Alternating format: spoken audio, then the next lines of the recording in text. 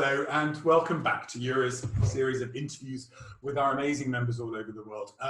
Today I'd like to introduce you to Erika Strohmayer of Relocation Services Strohmayer, based in Austria. We've known each other a while. I know you've been a member of Eura for 20 years. I think you were one of the first people. You've had the seal since I think 2010, 2011. And yeah. I'm just going to say straight off the bat that your team, everyone took up the MIM program, and actually Relocation Services Strohmayer wins the Euro Prize for the greatest commitment to training. So well done. That was amazing. Thank you.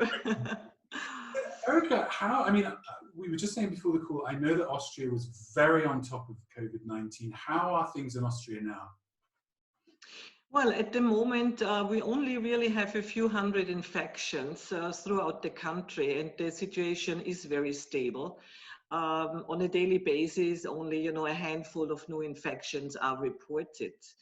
As you mentioned earlier, we started with the lockdown already on the 16th of March, and it came quite surprisingly to all of us. Informally, we heard it on Friday the 13th, and then after a short meeting, we decided that as of the 16th, we're gonna, close the office and go on teleworking on home office. Which actually went quite well, yes, yeah. And now we are on the way back already, which means May 1st, we had already the shops open. When I say shops, not system-relevant shops like grocery and pharmacy or gas station, but all of the shops, hairdressers and so on. By the 15th of May, the restaurants, the cafe, and some of the museums opened again.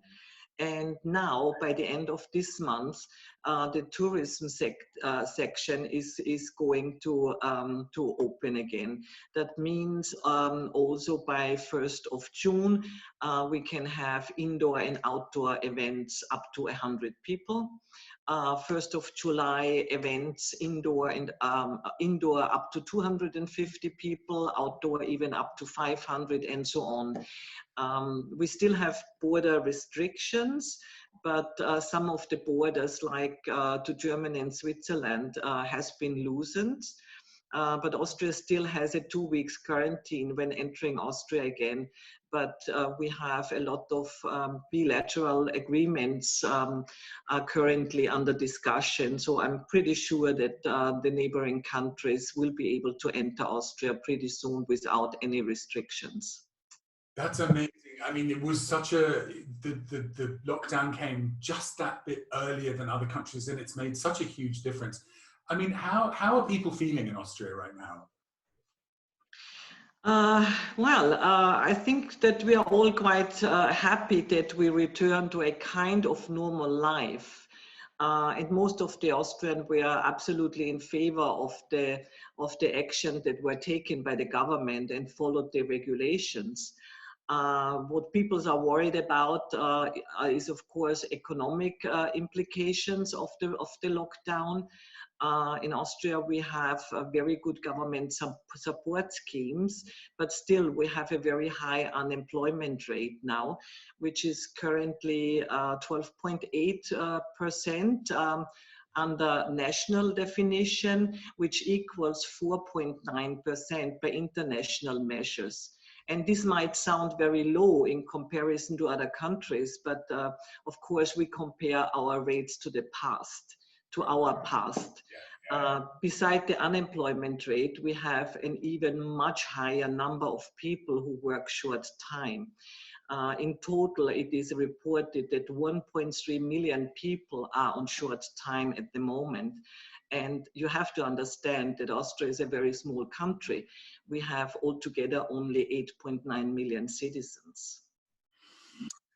I mean, those numbers are scary for every country, and I think as we come out of this is what we're going to see more often. And actually, having said, I was going to ask you this later, but with the finance, because Austria was, I mean, I remember reading about how impressed the world was with how quickly Austria reacted with financial support. But there's a debate going on here in the UK that financial support is just pushing unemployment further away in some ways. Was it easy for you to access financial support for the company? Well, you know, we have, as you said earlier, the Austrian government has committed to support the economy very generously, like in most other countries, with a big variety of concepts. So to most of these concepts, we don't have access. First of all, because of the size of our company. So there's a big support for really small companies. There's a big support for artists and also for companies who are in financial needs, you know. Now, my company, thanks God, because I'm very, very, very conservative when it comes to money spending, and I always reinvest or leave the money in the company. So we are still okay in paying the wages for our team, because you know we are almost 20 people, and my team, they are all employed. We hardly have freelancers, so we have a lot of money per month that we have to spend. The only thing out of that concept that we could really file for is the support for the short work, time work. That means the employees are still on our payroll. They get, depending on their latest gross income, 80 or up to 90% of their income.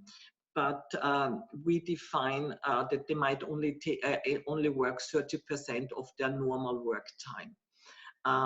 And we pay the 80% to our employees, and then we get a certain percentage refunded from the government.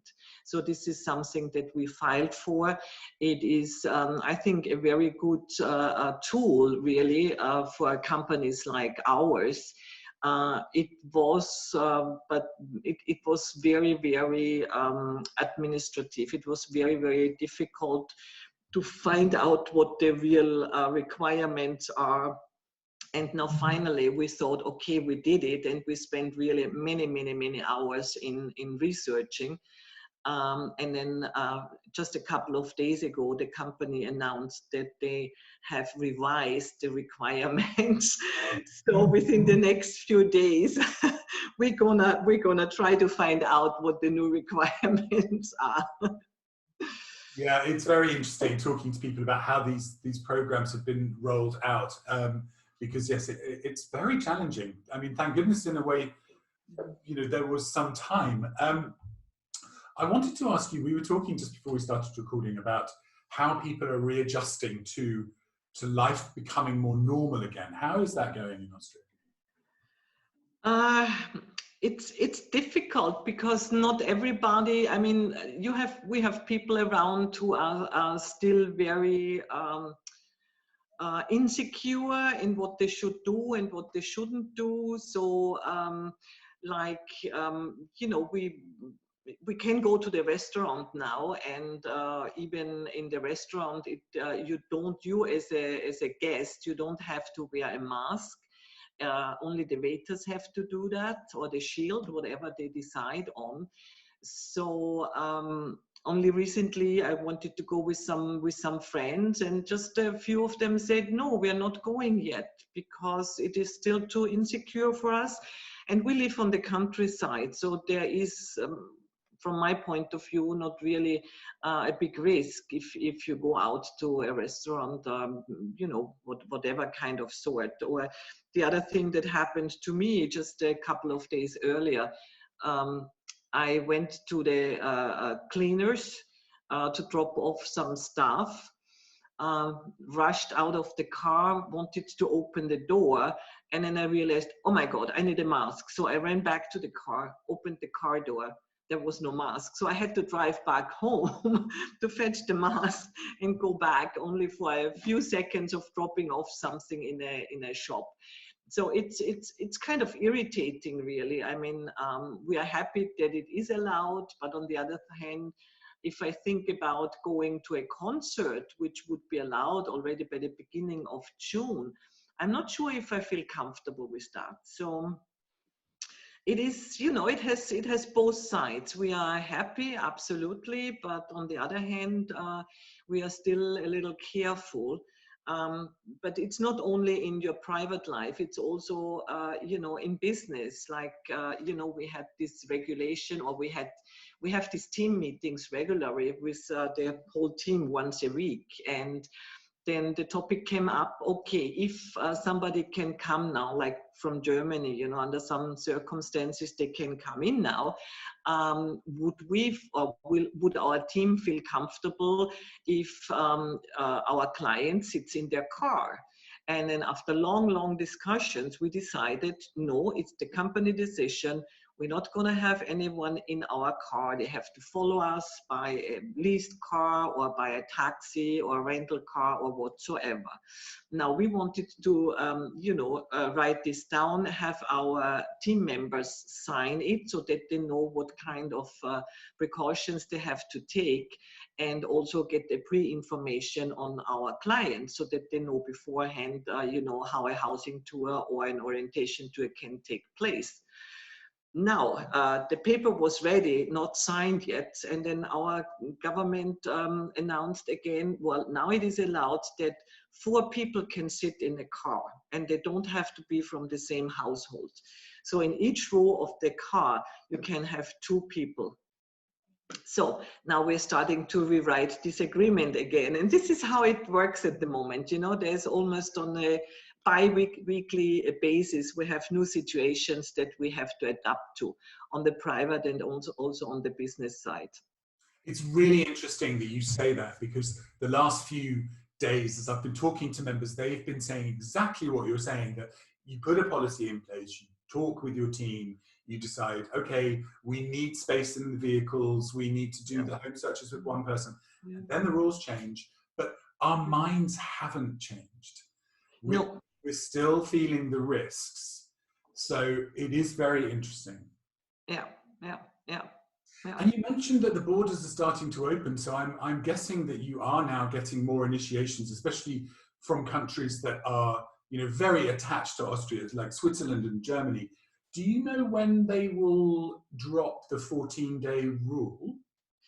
Well, we don't have a real indication yet, but I would guess, and this is only really my personal guess, that for the neighboring countries, including Hungary, Czech Republic, and Slovenia, or in Slovakia, it will probably be by mid of June. Yeah, gosh. This is something they are really looking into, and I hope that it works. I mean, for us, yes, I mean, we have a lot of non-EU citizens, of course, as our customers. We also had, before the lockdown, a big project scheduled with Italy. You know, we don't know, I mean, it's going back and forth ever since the first day of lockdown. Right. How this project can take place. So I don't know yet. Yeah. But yes, we always got initiations. It would not to the extent as we used to get, for sure. But we always got new initiations, and we could do the work up to a certain level. And then, you know, because the authorities, people couldn't come in, not all the authorities did work. I mean, now at least all the authorities are open again, but in comparison to how it worked in the past, now you have to have an invitation and an appointment, and they really check before you enter the building if you have this invitation or not, and if not, you don't have access to the building. That's a complete change. So you can't just decide, oh, we can do this today, this is our job for today. You've got a plan all the way down the line. Wow. No, absolutely not. No. That's very interesting. And from the point of view of, you know, like you said, big gatherings and people beginning again, and how do people feel about that? Because that's actually the first time that I've heard that. Most people I've been talking to have said it's gatherings less than 50 people, or, you know, but the big, would people be comfortable going back to a football match, or? You know, I was surprised when I listened to the numbers yesterday, and even in August they said outdoor events up to 1,000 people, and I said, oh, what? Yeah, You yeah, know, yeah, the yeah. Salzburger Festspiele, they take place. This they announced yesterday. You know, which is a very big event, of course, for Salzburg. So they will perform a shorter time period, though, but still, you know, it is planned that it takes place. So I don't know really. You know, you can have classical concerts soon, and theater will open, and the cinema, and even the big museums now, because some of the real big ones in Vienna, they still were closed, only the smaller ones opened. So it's kind of fast, and I'm usually, you know, I'm not too worried or too frightened or too conscious about something. But even for me, it's kind of weird, you know. I feel comfortable sitting in a restaurant with no mask, and if I have 6 or 8 people on my table, which I know but don't live in the same household, I still feel comfortable. But you know, thinking of big events, even if they are outdoors, yeah, it's a different story. It's a challenge, isn't it? And I think it's it's very interesting because you know we've all reacted to this in different ways. But I remember a friend of mine saying right at the beginning of the lockdown in the UK that it only takes 40 days for our brains to change with new Yeah, habits, and I think that's what's happened. absolutely, I agree. Absolutely, yes. It's really Yes. interesting. Yeah. So it's interesting that you know you will see work coming in. Is there any indication as to when Austria will open up to non-EU? No, not yet. Too early. I mean, you know, you never know. It can very easily and fast, you know,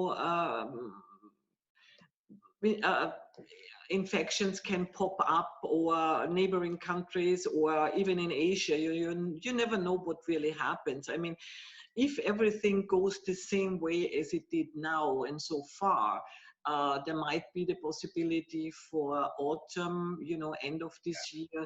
But then again, you know, if you would have asked me 2 3 days ago, can you imagine that in Austria in August, you know, outdoor events up to 1,000 people can take place, I would have said no way.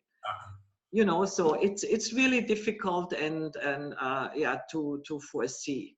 I mean, the people, you know, the companies, they are all waiting for. They do interviews. They have a kind of start date in place, but always with the you know, fallback position, saying, well, it might work out, it might not.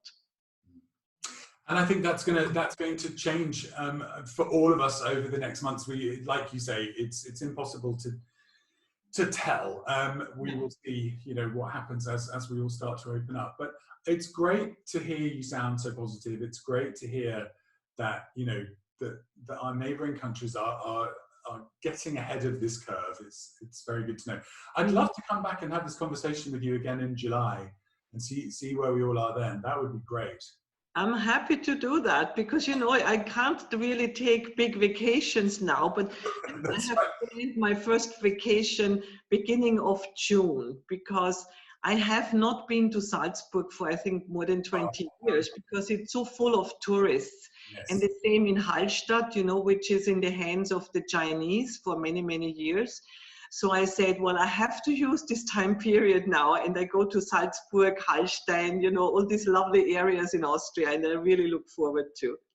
Well, have a lovely, lovely summer, and we'll catch up in July. That would be great. Thank you very much. And thanks to Yura again for raising the meme Thank topic you at for a being really perfect time. Thank you. See you Okay, soon. Take care. Bye bye. take care.